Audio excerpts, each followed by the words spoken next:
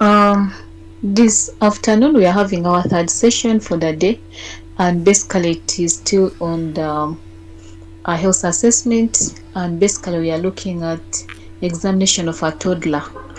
And I believe if you've gone through the basic terms in relation to pediatrics, you get to understand what a toddler is and how they behave. So a toddler is basically a child between the age of 1 year to 3 years. But we shall go even beyond that, depending on how we are going to discuss our session. So basically, I want us to start by understanding what we get through the skin, what to expect to find when you do skin examination or assessment of a toddler. So for the case of a toddler, you expect it smooth with consistent kind of color, and there should be no lesions. And that will be a normal kind of finding when you're doing assessment on the skin of a toddler. Then bruising is common on the lower limbs because you realize that at this age, these children are very inquisitive and they want to learn. So they end up causing some of injuries on their lower limbs as they try to move and walk, run here and there. So information about the bruising, in case you see, should come from the caregivers because they can tell you, I was trying to run, then maybe fell down, he knocked a stone, knocked a chair, whatever in the house and so forth.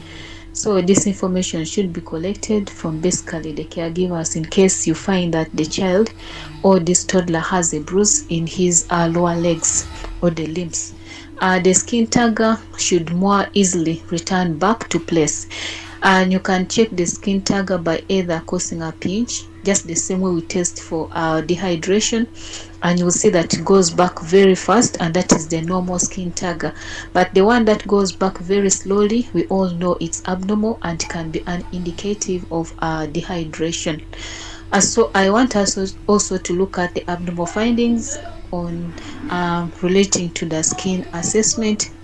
So most common from communicable diseases, that's when we find that these babies have some kind of abnormal skin due to maybe infections, some rashes and so forth, but is less commonly on infants and who are maybe less commonly infants not fully immunized. So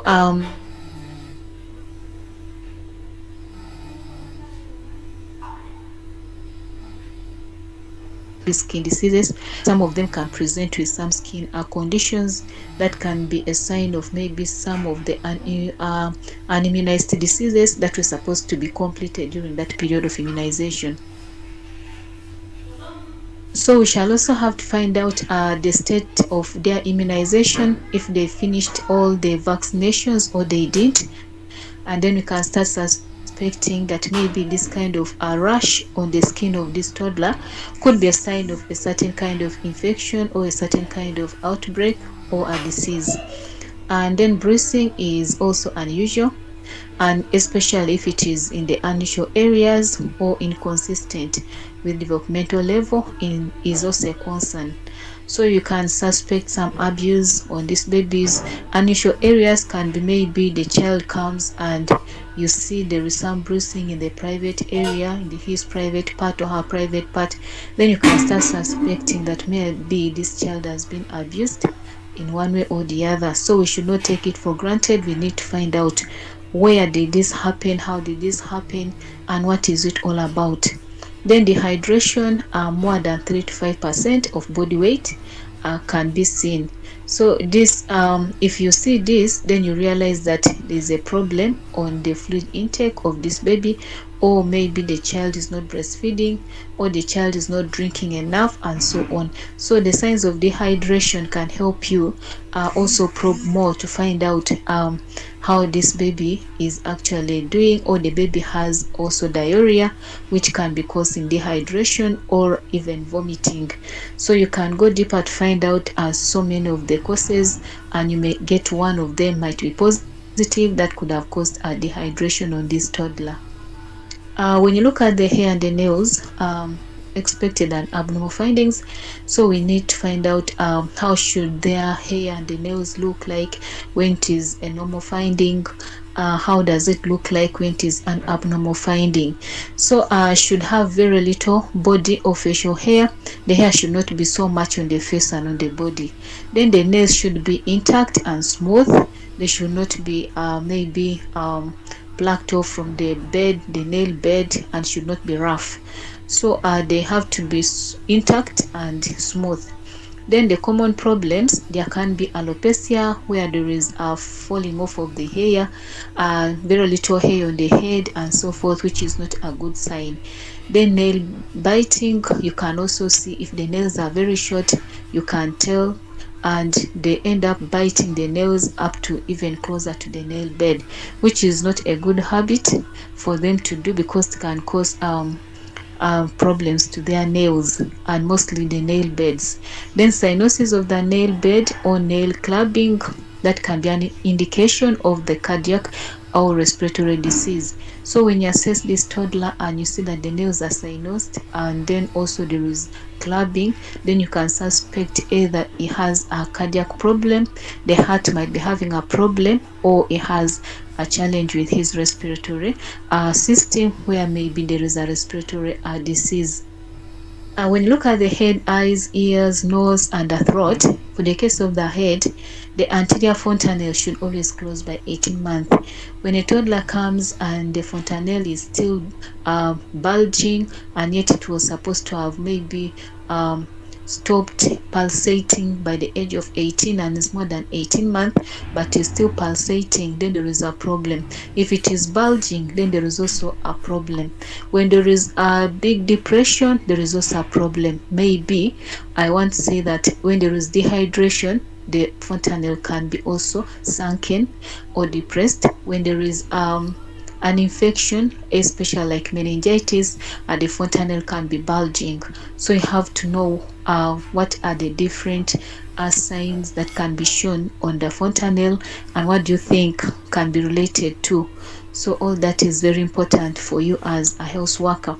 Then the eyes, on the side of the eyes, the procedure and the technique of you assessing the eyes of this toddler, the visual acuity test for different age groups should be done, whereby you can tell them to see what you are showing in front of them, maybe using your fingers, using letters, and they can be able to tell you if they are able. But also you have to know that the person is able to read, this child is able to read or not. When they are not able to read, just use objects to actually assess their visual acuity. Then color vision test once between ages of 4 to 8. That's when you can ask them, which color is this, what are you seeing, and so forth. Then they'll be able to tell you if they know the colors. Then ophthalmoscope exam can also be done, and then the red reflex assessment.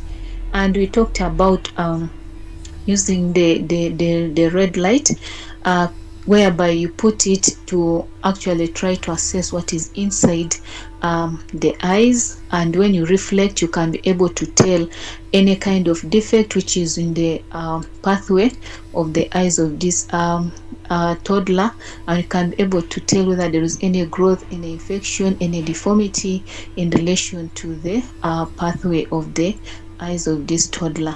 So for you to do this, you need to have either torch which you can be able to flash, and then you can observe and examine exactly what is happening. And this is more of the ophthalmoscope, which is actually a tool that is used for assessing the eyes, or it is used for eye examination. And most of the ophthalmologists, this is what they use. And then also the eyes, you can still look at it and you see what you expect to see as normal. So the normal visual acuity for the specific age groups should be assessed, and you should be able to know that at this kind of age group, this is how I expect to see the visual acuity of this child. Can he be able to tell what is in front of him? Can he be able to differentiate between either something which is aside and something which is in front of him? So can he be able to accommodate seeing everything in all angles, or he finds difficulty in rotating his eyes to see all the angles within where he is? Then symmetric corneal light, reflex can also be done, and there should be a clear symmetric red reflex. So when you do this, it should not be only on one eye, but all the eyes should be able to show you and should be able to give the same findings. If they are different, the eye on the left hand side is giving you different findings on the left, then they are not symmetrical, or they are not symmetric. So they have to give you the same look, they have to give you the same findings. Then there you can be able to tell that this patient's or this child's eyes are actually having normal findings, or is able to have that symmetric corneal light reflex in both eyes. For the abnormal findings, the referral required with less than expected visual acuity. So you can find that the child is not able to see more than what is expected of him. So there you can know that this child has a problem.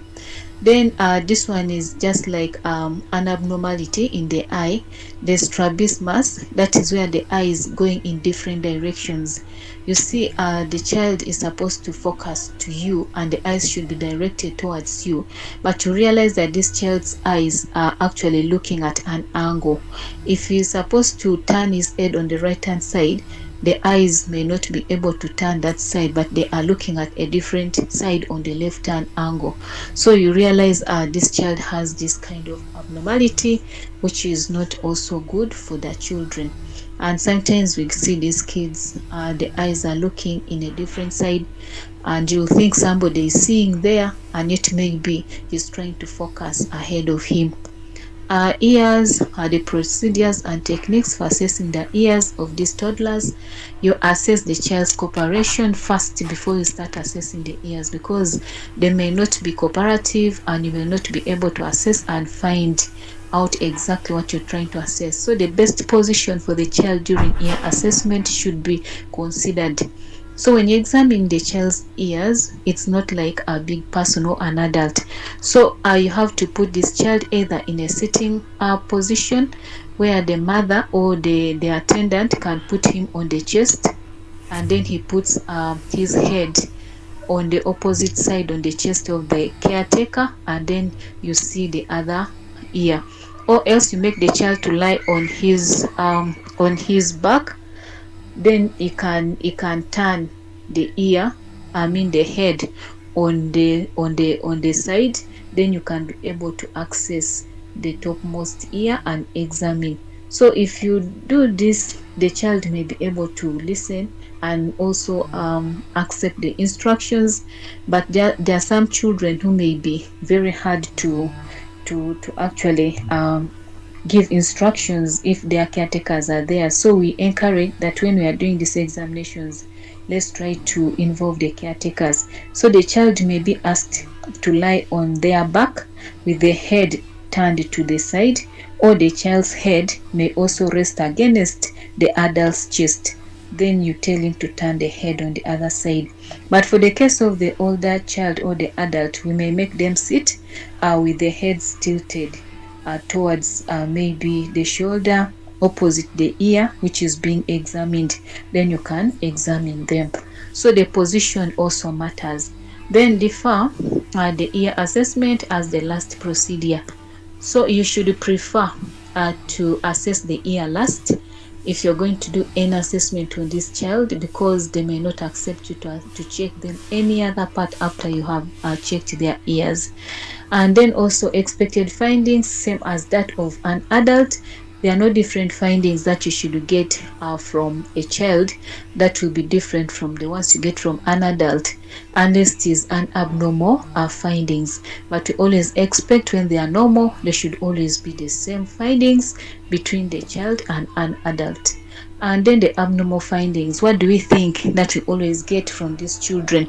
Being a toddler, these kids are very inquisitive. They want to learn a lot of things, and they end up even putting foreign bodies.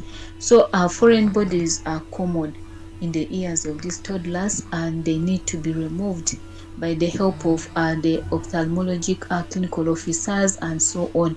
So when they come with such things in their ears, we are always supposed to help remove them.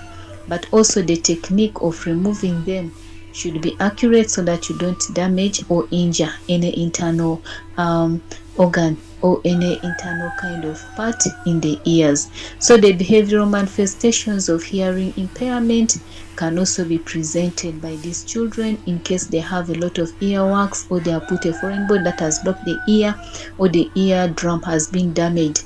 So when you talk to them, they may just look at you, they just keep staring at you because they have not heard, they have not understood what you're telling them, because the hearing system has been impaired. So there are some other behavioral kind of manifestations that these children can show in case they have that hearing impairment.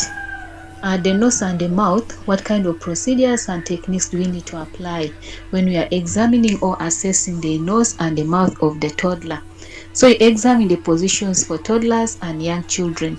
How are you going to examine the nose? How are you going to examine the mouth? What position should they be in so that you can be able to access all these areas that you want to examine? So the first technique is inspection, and then you go to palpation. So you first have to inspect, and when you inspect, what do you see? So the nose and mouth expected findings, there can be some allergies, some allergy kind of reaction that you may see. The baby can come with running nose and so forth. Then the buccal mucosa can be pink, that is in the mouth, can be moist and without lesions. That is the normal kind of buccal mucosa that we expect. So the expected findings for a normal mucosa should be pink, moist, and it should not be having lesions. For children's tonsils, they are actually larger than those of the adults, but should not interfere with the swallowing or breathing. In case they are interfering with the swallowing or the breathing of these toddlers or these children, then that is not normal. But in actual sense, the expected findings for the tonsils is that they are larger than the ones of the adults. Then for the case of the abnormal findings, in case you find there is a foul odor and then unilateral discharge caused by a foreign body, then you just know this is not normal. Actually, what I want to say is the foul odor or the foul smell, that is the bad smell, can be from the nose or from the mouth. So when you see this, then you suspect there is a problem. Unilateral means only on one side of the nose can be discharging and the other side may not be discharging. So you may suspect a foreign body on that side of the nose that is discharging. Then dryness, flaking, and then cracking corners of the mouth is also not normal. Why should the baby's mouth be dry? Why should it be cracking at the corners? Then there is maybe an infection that is affecting this baby's mouth. And then the lesions, we don't expect lesions in these toddlers, but when you see lesions either in their mouth, then there is a problem.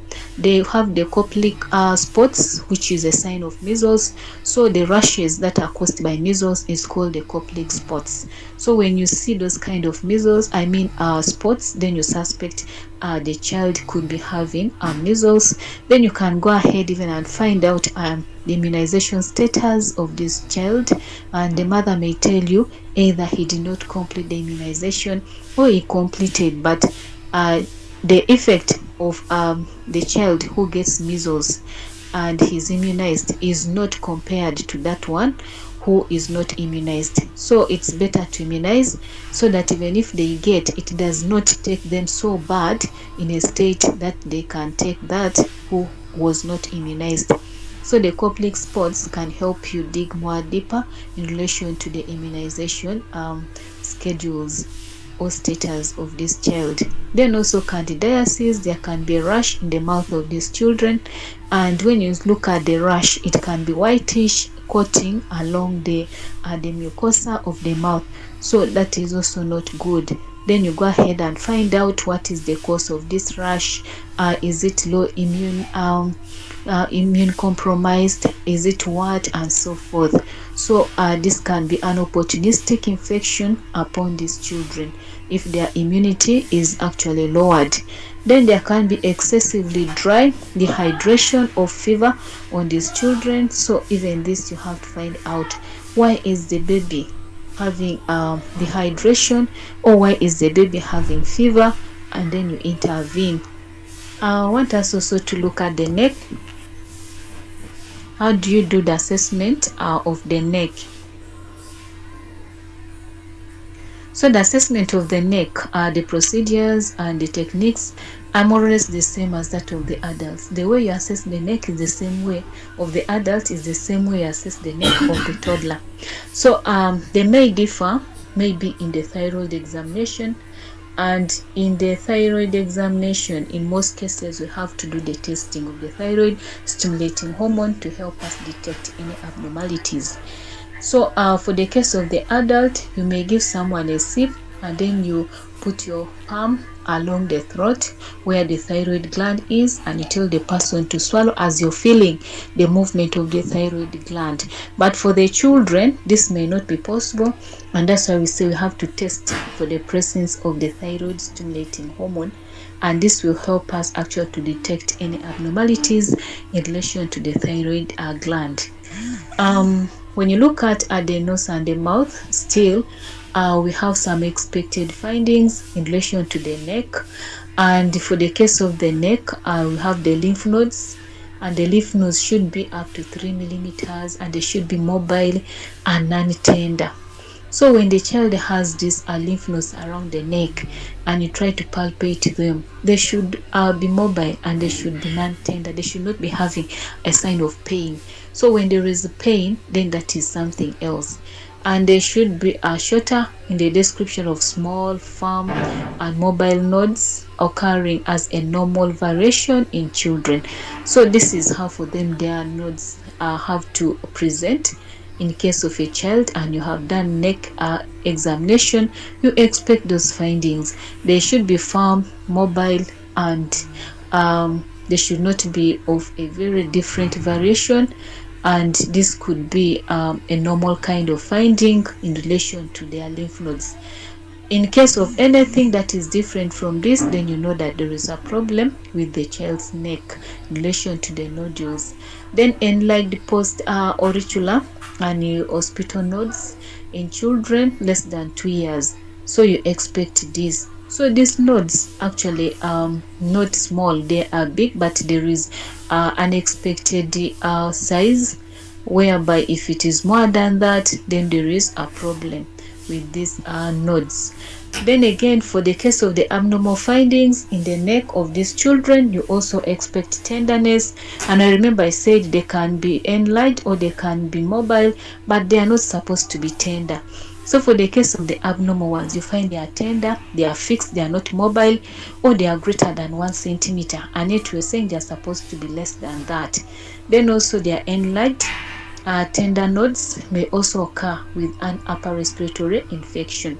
So when these children have some upper respiratory infections, it can also cause inflammation on these lymph nodes and lead to tenderness. Then enlarge the thyroid at any age. So in case you find that the child has an enlarged thyroid at any age within this, then you have to do some other investigations, and that's why we talked about the thyroid, the testing of the thyroid stimulating hormone that can help us to identify any deviations from the thyroid gland. So the lung and the respiratory system procedures and techniques, how are we going to do this? It is the same as the adults. We talked about assessment of the respiratory system, and basically this is what we do still also on adults. The same way we carried assessment in adults is the same way we are also going to carry assessment in the young children or in toddlers. So by 2 to 3 years, the child may be cooperative during respiratory examination. So adjustments of the fingers are used to palpate chest wall appropriate for size of the chest. So the way you examine their chest is not the same way you're going to examine that of the adult. So the way you put your fingers as you're examining the adult, either on palpation, on percussion, and all that, should not be the same way that you're going to do on the toddlers. So you have to adjust your fingers, adjust the pressure that you're going to insert on them, and so on. So you don't do the same way. The way you put your fingers and the pressure you exert, you don't do it as the way you do in adults, but all the procedures, all the steps, all the techniques are the same. So lung and respiratory system, what do you expect to find when you do this assessment on these babies? So by 5 and 6, there is a rounded thorax, which is around 1 to 2 ratio of anteroposterior to the paterac diameter of the chest. So for them it is 1 to 2 ratios, meaning that the chest of the child who is 5 to 6 years, it is his thorax is its ratio is 1 to 2, meaning that for the case of the adults, it doubles the children. So the adult's chest or thorax is 2 times more than this one of the children 5 to 6 years of age. So the breathing pattern also changes from the nasal and abdominal to thoracic in girls and abdominal in boys by the age of 6 or 7. So you should also be knowing this, because you may find the girl is breathing in a different way, the boy is breathing in also a different way, using the different muscles as being explained or being mentioned. Then you'll say that this is abnormal, and yet that is expected of their sex and of their age.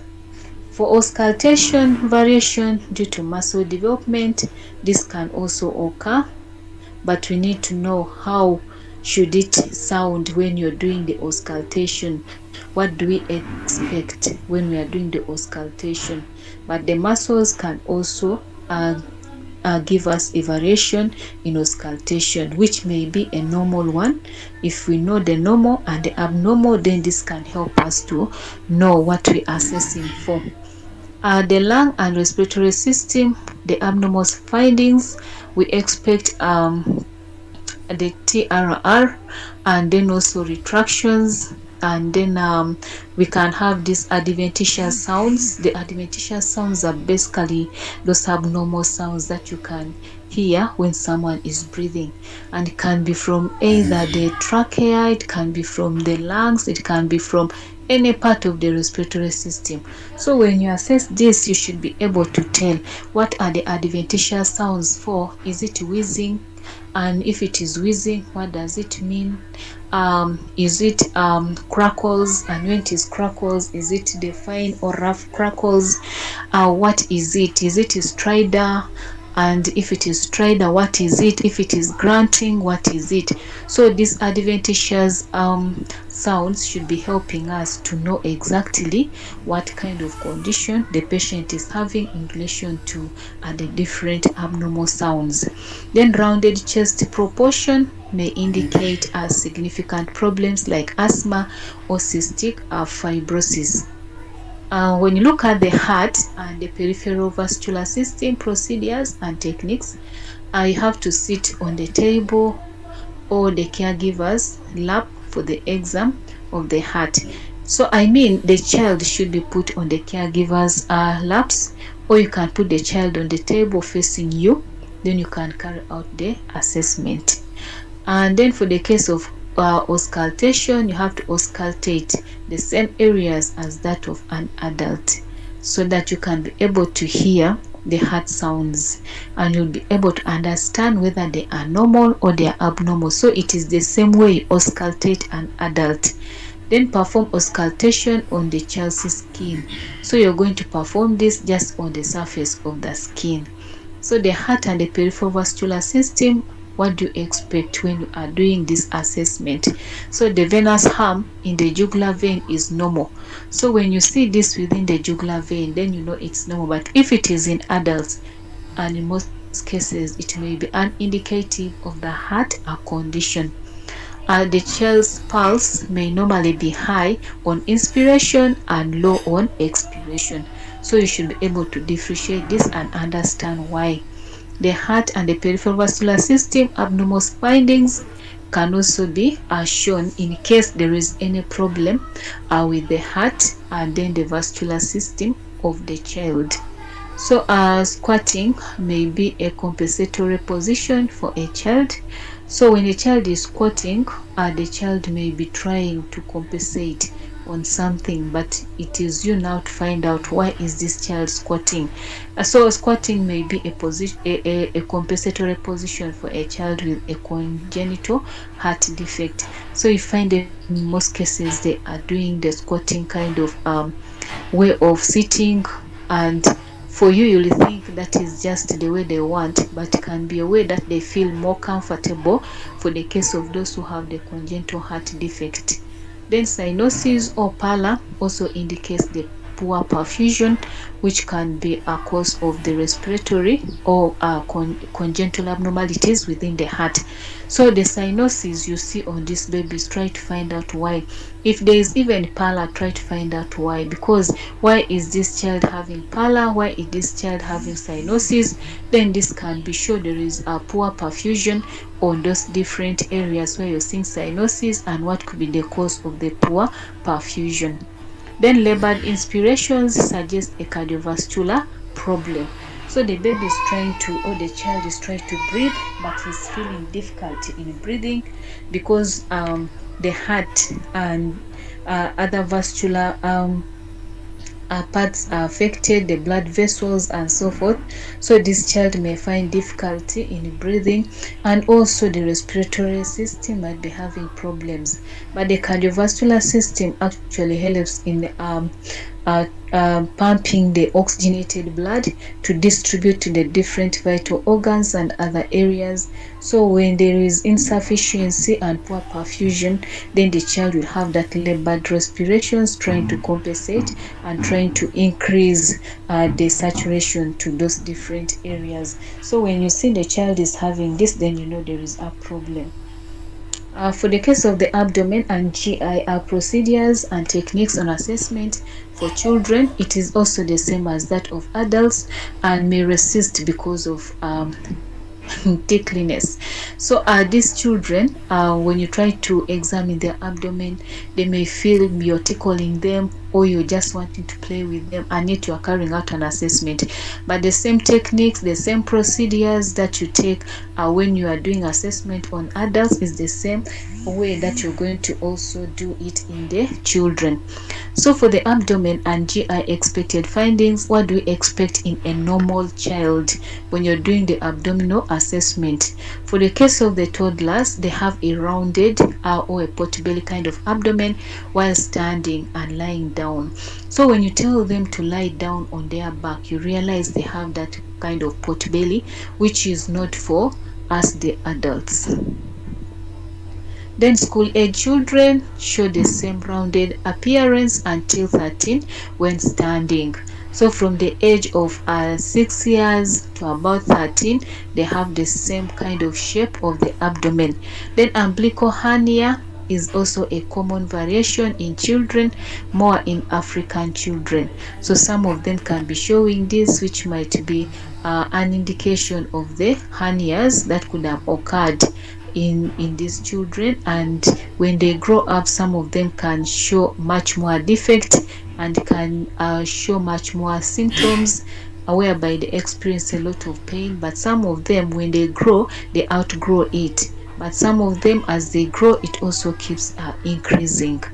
Then abdomen and GI abnormal findings. What are the abnormal findings that we expect as we do the examination? We may see pain, and the child will express pain as you're trying to examine.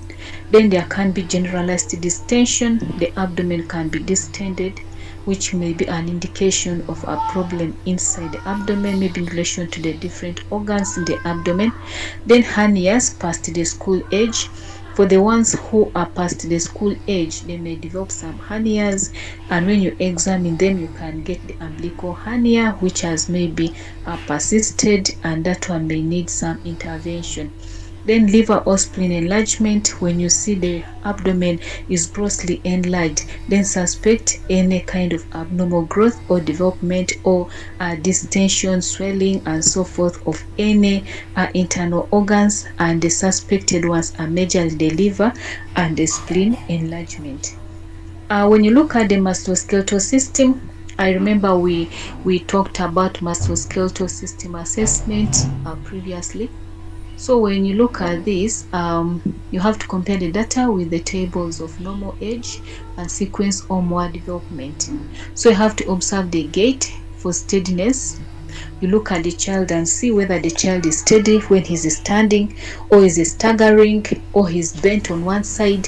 So that can help you also to assess the skeletal system. How is this child's bones or muscles? Is the child having pain? Is the child limping? Is the child bent on the other side?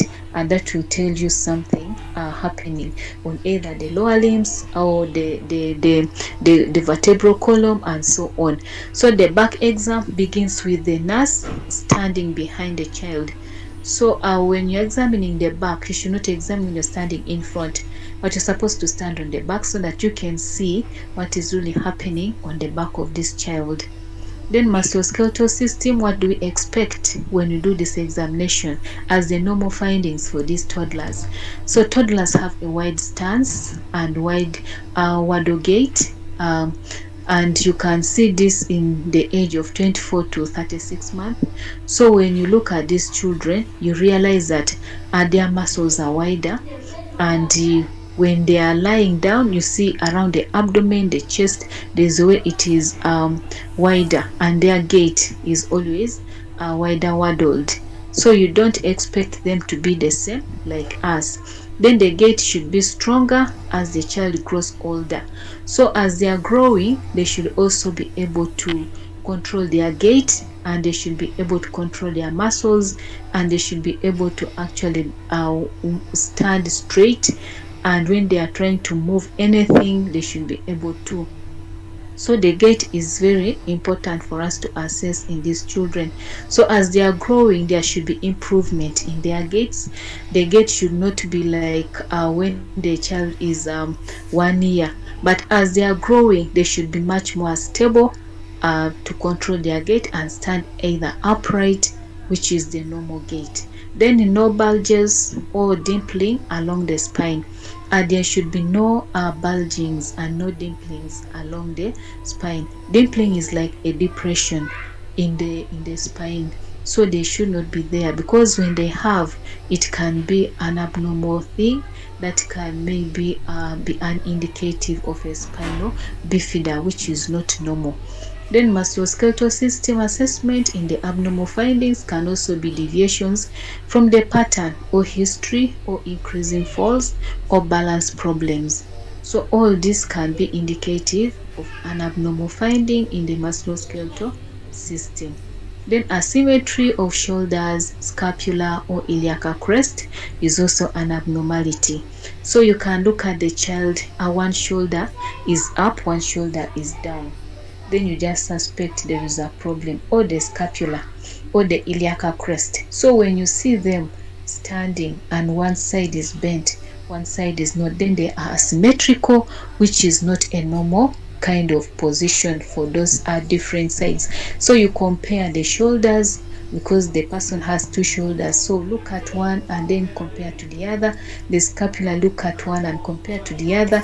The iliac crest around the waist is also the same thing, two of them on both sides. So you look at them and compare and see where is the problem. Are they symmetrical, of the same size, the same height and so forth? Are they placed in the same positions, or they are asymmetrical, whereby they are not of the same size and they are not at the same levels? Then curvature of the spine is very important. Having mentioned about the dimplings, we should also be looking at the curvatures of the spine. So when you see any curvatures like the dimpling, the bulgings, then you know there is an issue with the spine.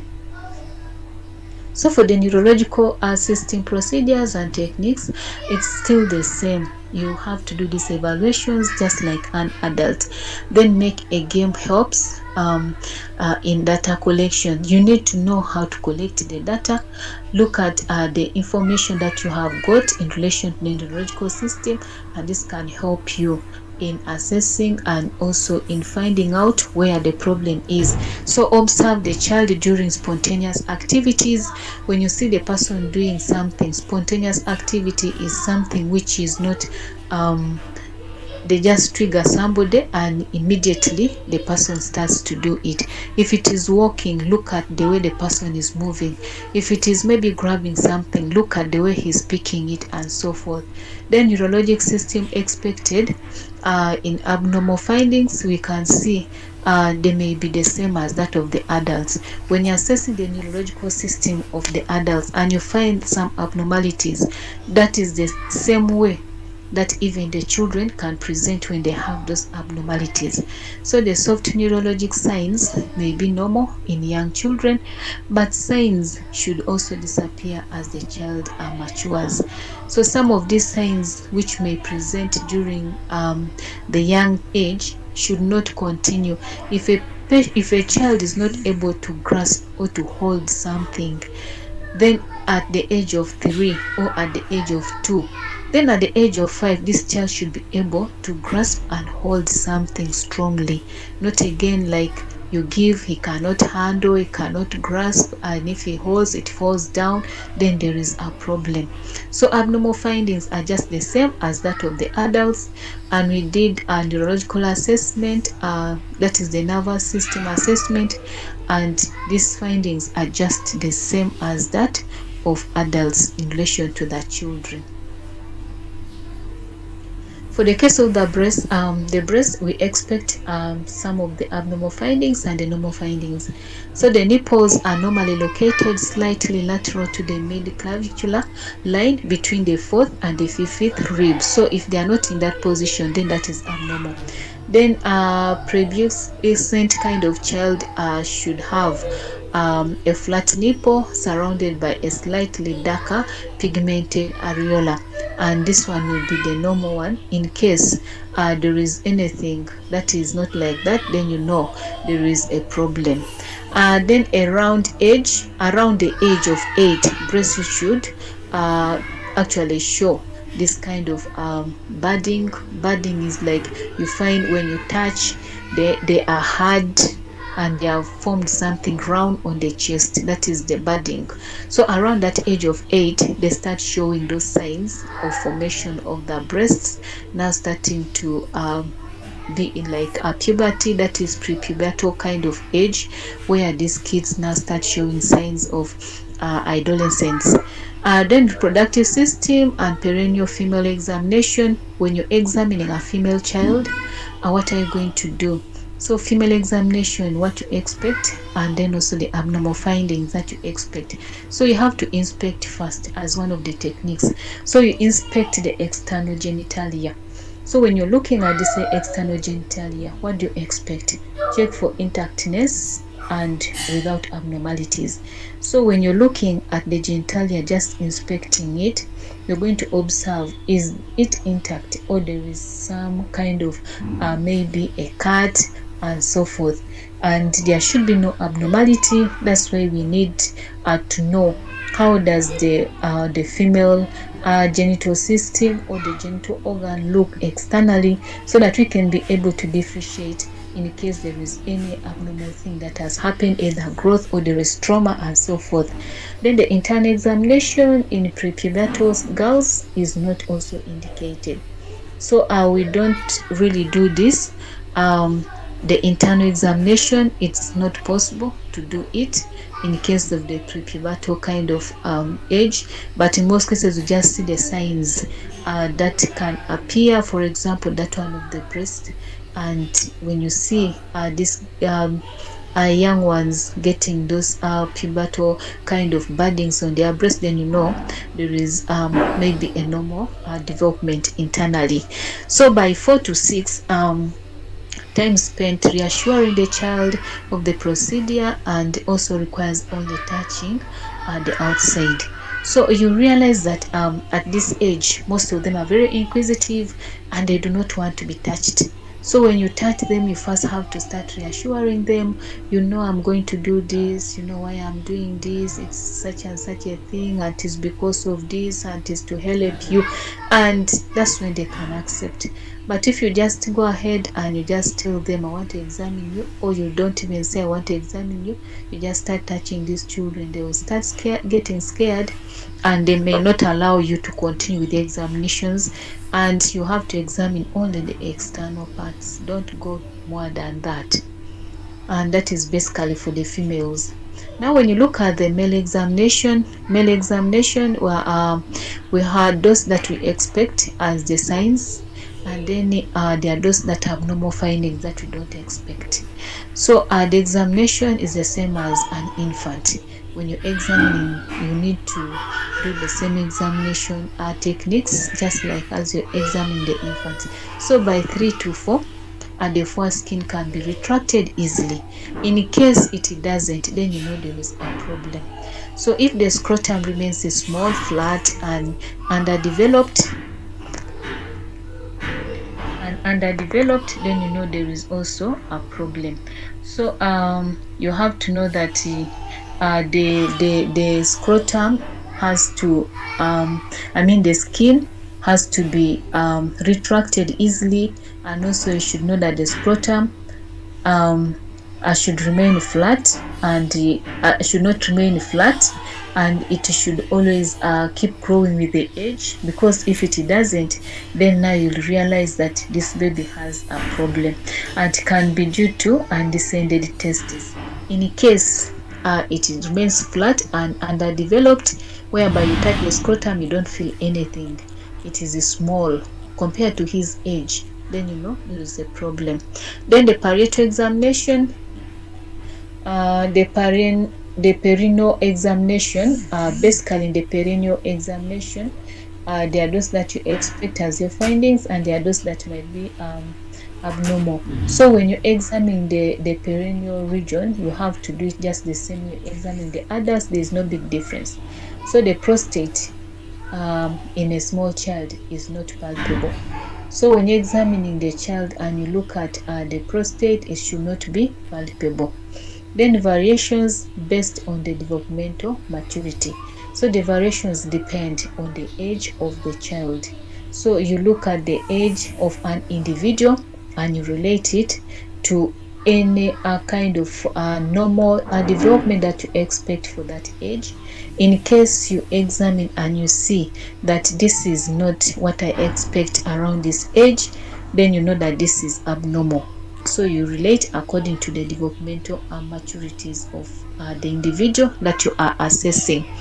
The neonatal risk factors, birth to 1 month, that is from birth to 1 month. What are these risk factors? Family history of congenital sensorineural kind of hearing loss.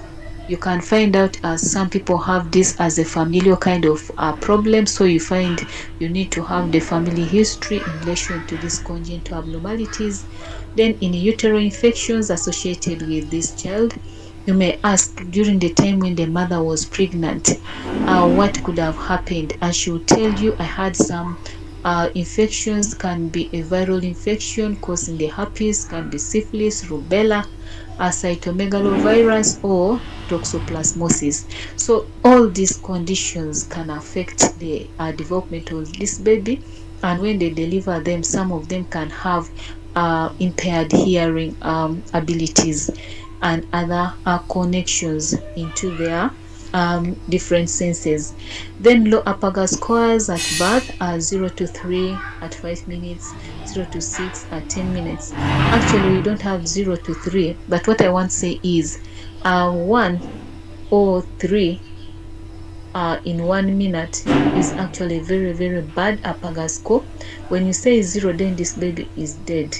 But when you say that maybe from 3 to 4, 3 to 5, this is a very poor Apgar score.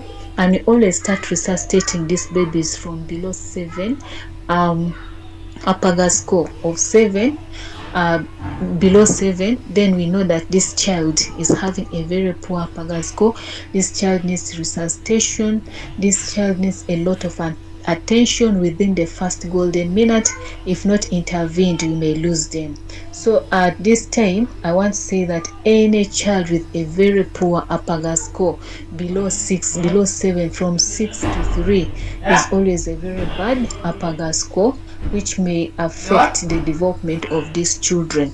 So this can be the neonatal risk factors that can be looked at during the time of assessment. You also find the birth weight of this child, whereby if they are less than 1,500 grams, that is 1.5 kilos. And we very well know that in Africa, for us, we consider 2.5 to 3.5, that is the expected weight of these children, and the average is 3.5. And when you get a child who is less than 2.5, then that is it can be either prematurity, or it can be small for dates, and so on. So what could be the cause of that?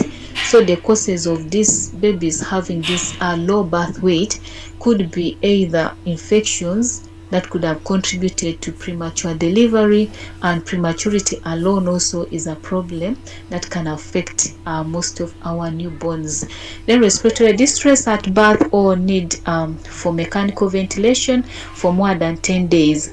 When these children have these respiratory distresses, they end up having complications, and we end up actually ventilating them using either CPAP or oxygen concentrators, or whatever we can actually use in order to help them in their breathing. So respiratory distress at birth is also a very bad a sign to these children that can affect some of their respiratory systems, and also the brain can be affected. Then presence of ear or other craniofacial malformations can also contribute to so many factors in the age of these children as they grow from a toddler to an adult or to an adolescent. Then severe hyperbilirubinemia is also a problem to these children, and this is where we look at jaundice. These children can have a physiological jaundice, but others can have pathological, and pathological is very dangerous to the lives of our babies. Then bacterial meningitis also affects these children, as some of them can manifest with a poor hearing system, or even they can end up being deaf. So administration of the toxic medications for more than 5 days, or used in combination with the loop diuretics.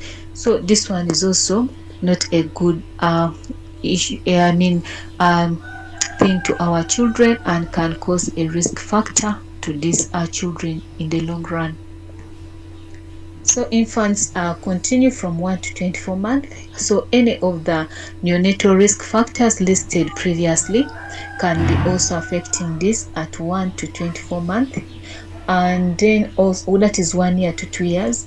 Then recurrent otitis media with effusion for at least 3 months. Effusion is basically discharge of pus through the ears, is not good.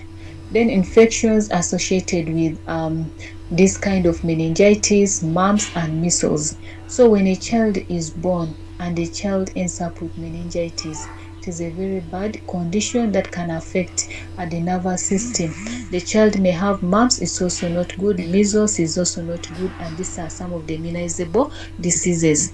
Then head trauma involving fracture of the temporal bone, and we know the temporal bone actually protects some of the areas in the brain that helps to control some of the activities in relation to the neural system or the nervous system.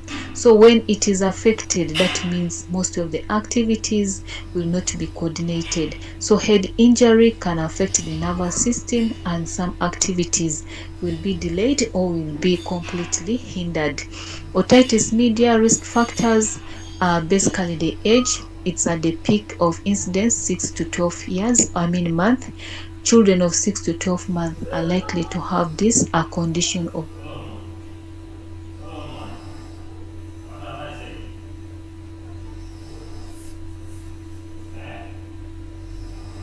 or then can cross-infect to the other. Then bottle-fed infants are always getting this because of low immunity. You know, our milk from the mothers is very nutritious. It carries even antibodies, and that's what protects these children from getting some of these conditions.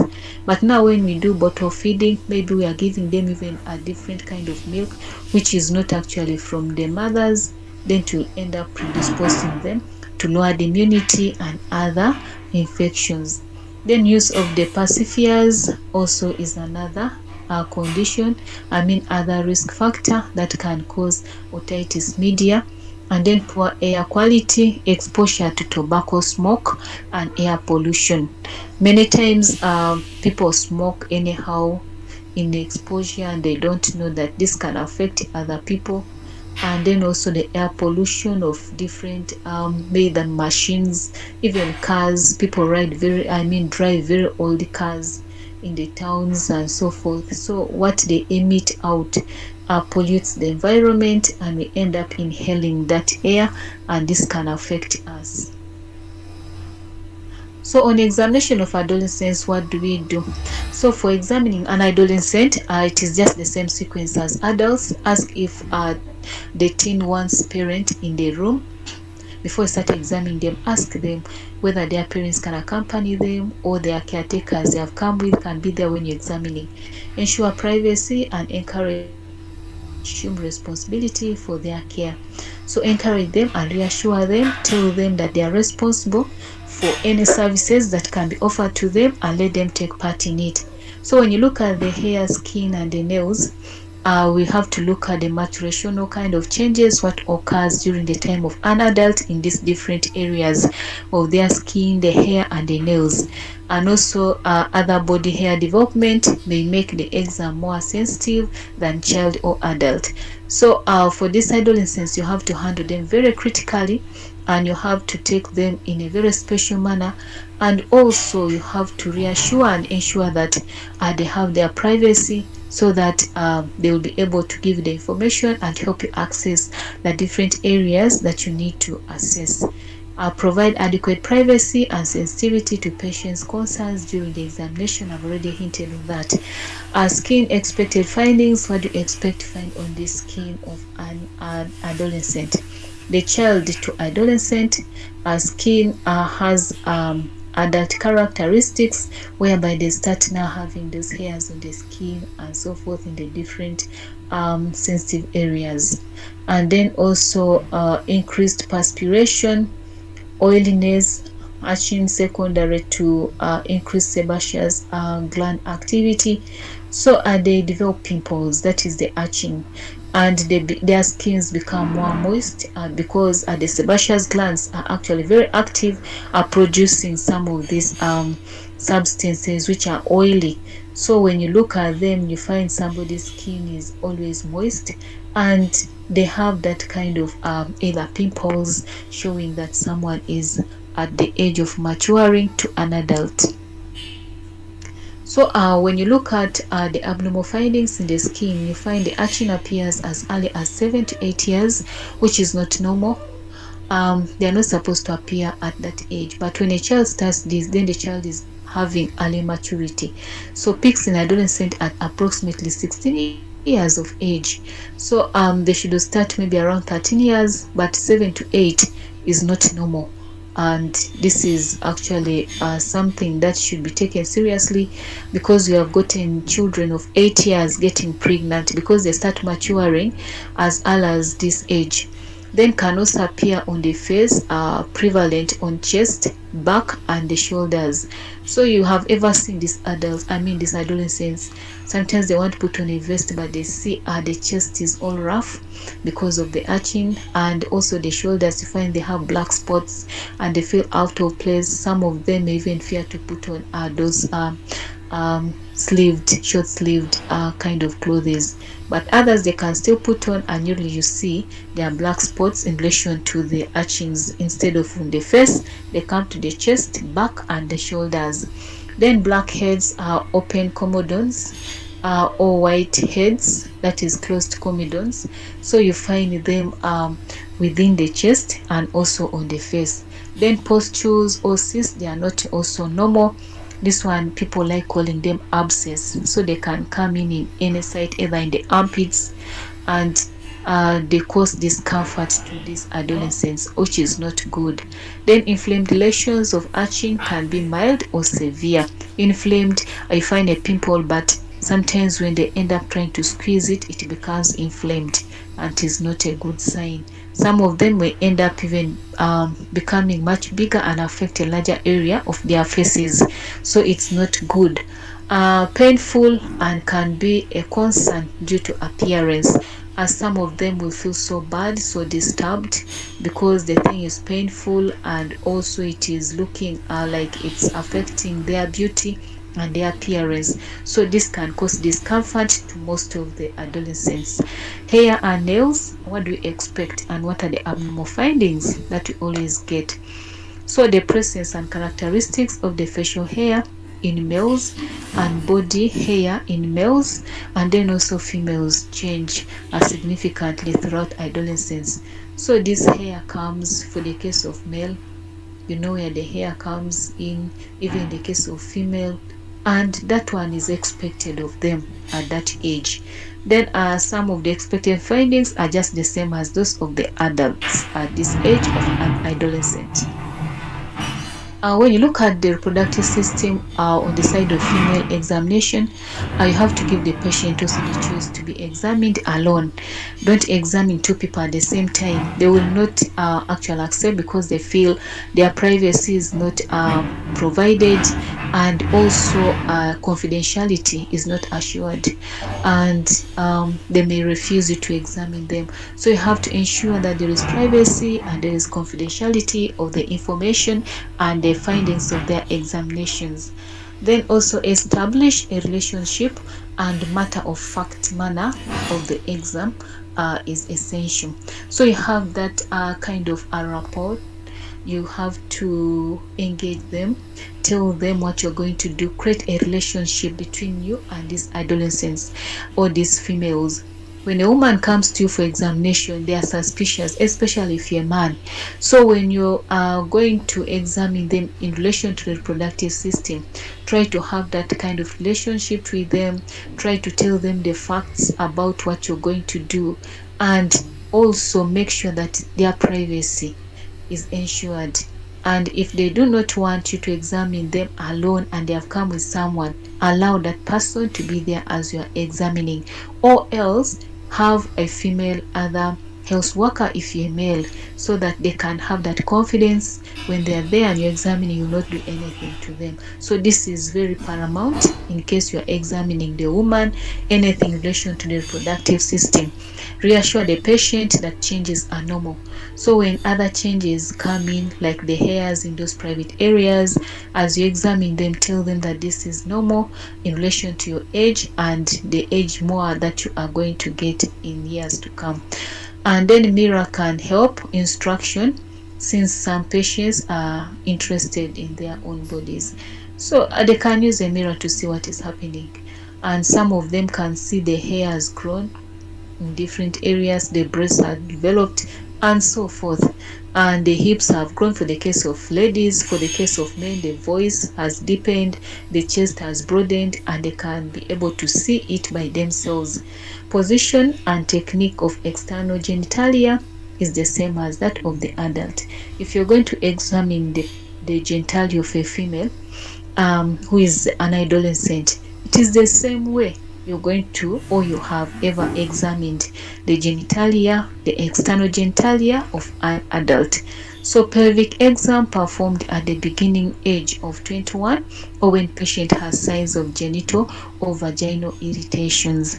So sometimes you can do a pelvic exam in case there is anything presenting in relation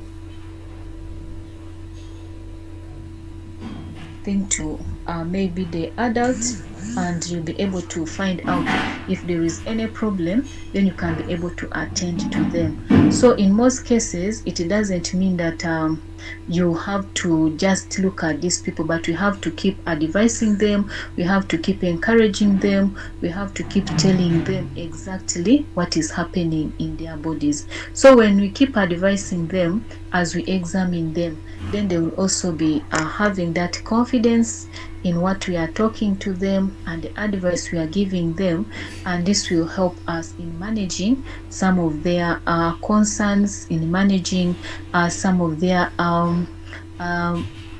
conditions, and they will always trust us. But when we don't do that, some of them can lose confidence in us and they will not take up the advice that we give them. What are the abnormal findings that we expect? Sexual maturity assessed by the emergence of the pubic hair that gradually covers the pubic hair to inner thighs. So you can tell what happens there and you can explain to them. So if it is abnormal, tell them that this is not supposed to be like this, but now you're seeing it is like this. This is an abnormal sign. So abnormal things that you get from an adult are the same that you may get from an adolescent. So for the case of male, important to examine male teen to ensure maturational and development, and because testicular cancer occurs in this age group. So examine even their testes and find out, but privacy and confidentiality is paramount. Establish a relationship. This is the same thing I talked about, because the matters you're going to discuss with him are very important and very essential. So have that relationship first with this adolescent male before you start examining him. Ensure that privacy, confidentiality before you start draping him or removing his clothes to examine his genitalia.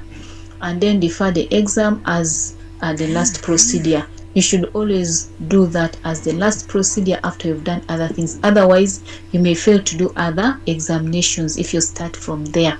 So examination is just the same as that of the adult male. And the expected findings, depends on the maturational stage of the patient, and the maturational changes include the height, spurt, and the gradual development of the pubic hair, and the gradual growth of the penis and the scrotum. As you examine those different organs, you will know what happens at this age, and by this time it should be like this, but now this is not normal in case it is like this. So pre-adolescent male, the absence of the pubic hair is not normal. An enlargement of the penis and scrotum has not begun, then there is a problem also. So you have to look at this. For the case of the pre-adolescent, they should not be having having this kind of the absence of the pubic hair, and then enlargement of the penis and the scrotum has not to start by this age. But if you see that they are presenting with this, then it is not normal.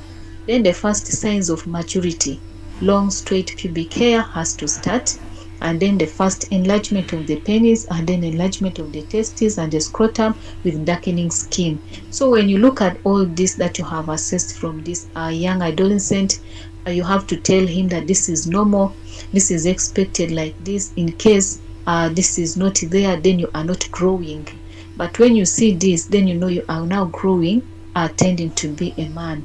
So that you have to build their confidence and also encourage them that this is a time for them to accept what they are and how they are developing.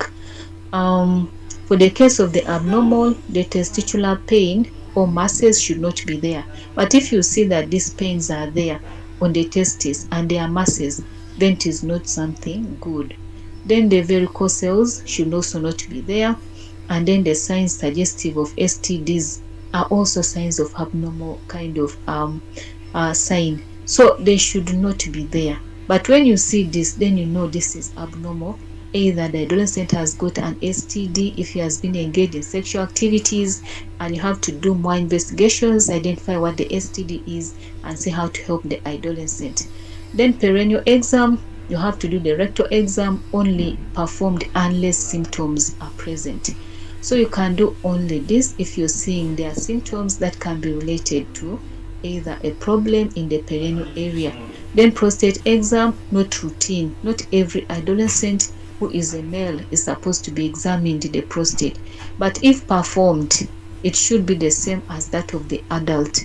If it deviates from that of the adult, then you know this adolescent has a problem with his prostate. So basically, I think this is the end of our session for now in relation to the toddler examination. But